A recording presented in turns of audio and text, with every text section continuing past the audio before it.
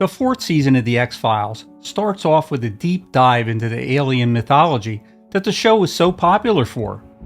But by the second episode, we have a Monster of the Week story that's chilling, violent, and extremely controversial, even for The X-Files. This one episode in particular stood out for its disturbing content. And when I say disturbing, man, that's an understatement, even by X-Files standards.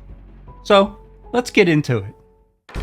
Fantasy, sci-fi, nostalgia, rerun zone. The episode Home tells the story of the Peacocks, a secluded family with severe genetic deformities. They live in an old farmhouse and supposedly haven't left it in years. We'll find out more about that later. The episode opens with a graphic scene right out of an R-rated horror movie. A deformed baby is being born, removed from its mother, and then buried alive in a field near the old farmhouse.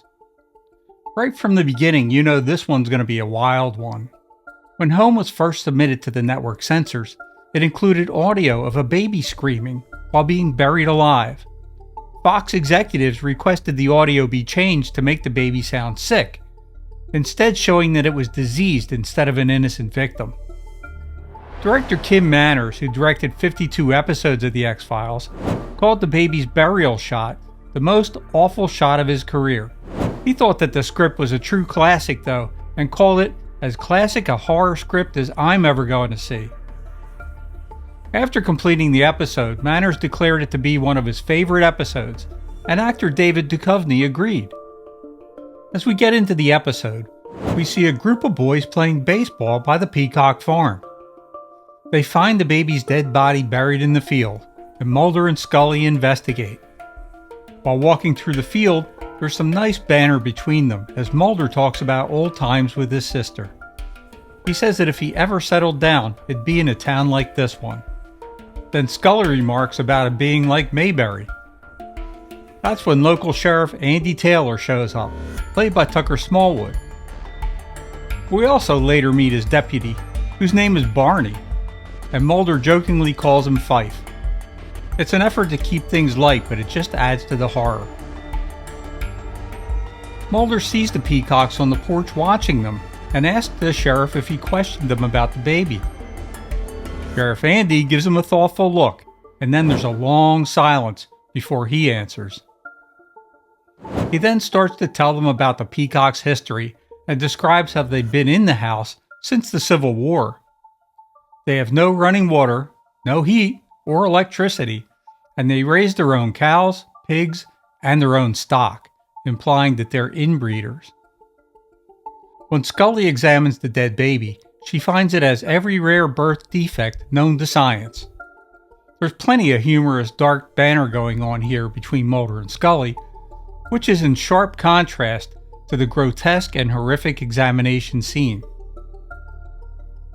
Mulder and Scully go to question the brothers, and when they climb the porch steps, there's a quick shot of a severed pig's head. They knock, but when no one answers, they open the screen door and enter the house, guns drawn. Inside, they find scissors and blood on a table that incriminates the Peacocks to the murder. The whole time, someone is listening. Later that night, the brothers go for a midnight ride in their broken-down 1959 Cadillac convertible. We get a quick shot of Mulder and Scully staying in a local motel, and Scully notices that the door's lock is broken. "I guess you don't have to lock your doors around here," says Mulder. It's a clever bit of foreshadowing and makes you wonder if the boys are coming to take out our heroes. Instead, the boys head directly to Sheriff Taylor's house while playing the Johnny Mathis song "Wonderful, Wonderful" in the background. You turn to me with a kiss in your eyes. It's a direct contrast to the frightening scene to come. A bit of trivia here, as the song had to be re-recorded by a Johnny Mathis sound-alike singer, as Mathis refused to allow his version of the song to be used because of the show's graphic nature. Of course, the sheriff's door is unlocked, and when they enter his house, Sheriff Andy grabs a bat to defend himself, but he's no match for these mutant boys. They pummel him and his wife to death with clubs and a baseball bat. Written by series veterans Glenn Morgan and James Wong, this episode has all the elements of what made The X-Files one of the greatest sci-fi supernatural series ever made. Morgan and Wong, who wrote many of The X-Files' most famous episodes, had left the series after the second season to work on their own series, Space, Above and Beyond. That series was canceled after just one season, and when they returned to The X-Files, they wanted to make the nastiest, most controversial, sickest episode of the series. With Home, they succeeded. Morgan and Wong were influenced by a documentary titled Brother's Keeper from 1992 about four brothers living on a farm that their family had owned for generations. One of the brothers murdered another brother but avoided jail time due to his low IQ, blaming the police tricked him into confessing to the murder. They also got inspiration from Charlie Chaplin's autobiography, where Chaplin claimed to meet a man with no legs who lived in a cupboard, which a writer misremembered as a limbless boy under a bed. This concept was adapted for the episode, changing the character to the boy's mother, who they kept on a dolly under the bed. When Mulder and Scully go back to the house with Deputy Barney, the deputy ends up decapitated by a booby trap in the front door. Then, Mulder sets off another trap in the back door, but this time he stands back as a steel bar shoots out from behind the door. When Mulder and Scully enter the house, they find the boy's mother, Mrs. Peacock, under the bed.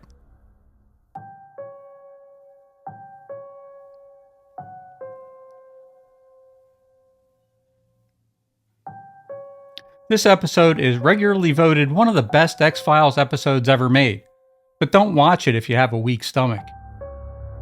Tucker Smallwood, who played Sheriff Andy Taylor, said that he had a difficult time filming this episode. He wasn't familiar with the show and was surprised by the episode's violent and graphic content. When Smallwood asked if the series was typically this violent, crew members admitted that this episode was awful even for them. In fact, Home was so graphic that it was banned from ever being re-aired on Fox. The episode was first broadcast on October 11, 1996, with a Nielsen rating of 11.9 and 18.85 million viewers. It was the only X-Files episode to ever receive a TVMA rating and a viewer discretion warning for graphic content. After its first airing, it was only ever rebroadcast once in 1999 as a Halloween special due to its sensitive and taboo subject matter. If you love sci-fi and the supernatural, this is a can't-miss episode of a not-to-be-missed TV series. While the show's quality did go downhill in its final seasons, this episode aired at the height of its popularity. If you were a fan of the X-Files alien mythology arc, this may not be your cup of tea, but if you just love the excellent writing and the interaction of David Duchovny and Gillian Anderson, this is one Monster of the Week episode that's sure to satisfy. Well, that's all I've got for you today, but let me know what you think about this particular episode and the X-Files in general in the comments below.